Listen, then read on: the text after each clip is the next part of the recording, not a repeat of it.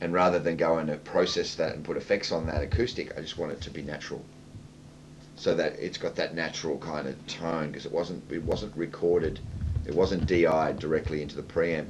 We recorded it through the microphone, so we created that ambientness, that ambient nature in the sound.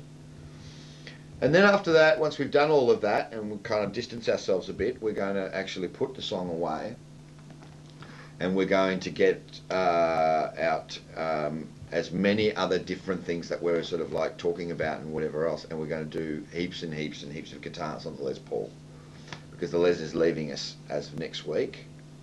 It's going on the road.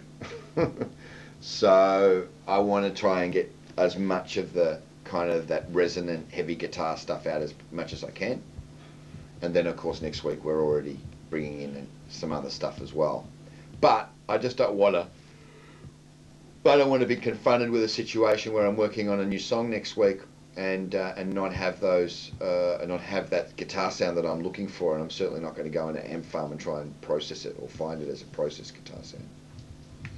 So that's what we hope to do. And then when we've done all of that, I think then what we'll do is we'll go back into the mix of harmony, and we'll listen for anything that really, really sticks out as a collective, and if anything does, we'll go in there and we'll do what we call a secondary tweak.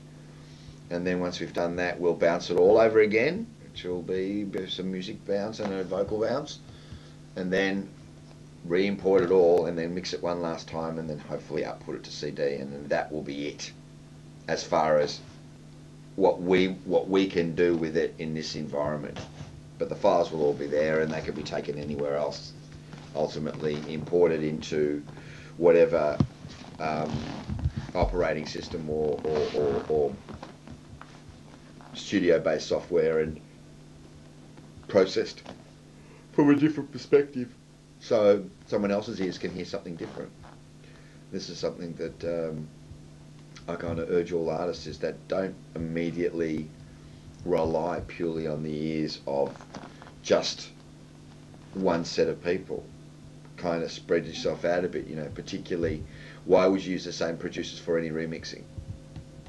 Or why would you use the same producers for a fusion mix of songs, or a dance mix of songs, or even acoustic mixes of songs?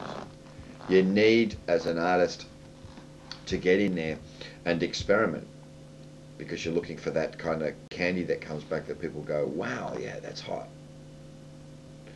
So that's really what we're doing. Okay, I just wanted to explain where we are, day 5, and that we are now really going to start to roll. You're going to see churning and burning. We already have the next track pretty well sitting, and I'm going to go in there and I'm going to put all the guides together for that today, regardless of what happens. And then Thursday we're just going to basically tweak up the production for that, and then when King comes in on Saturday or whatever next week, he'll be able to start putting guides down on 2 brand new tunes. So we want to start to really churn and burn now. We're going to really get in there and get the material cranking.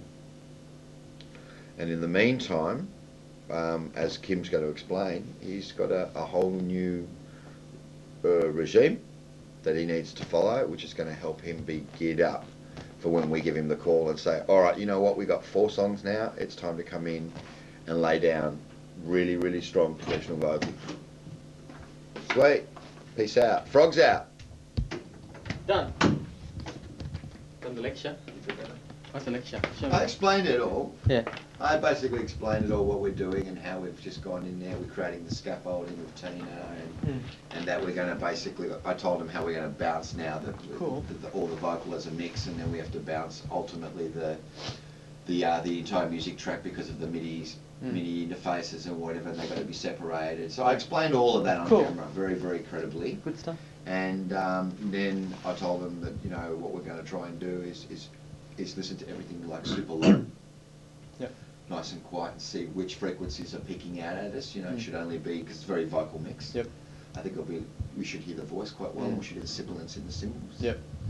And then if there's anything that really, really jumps out or whatever, we go back into that mix.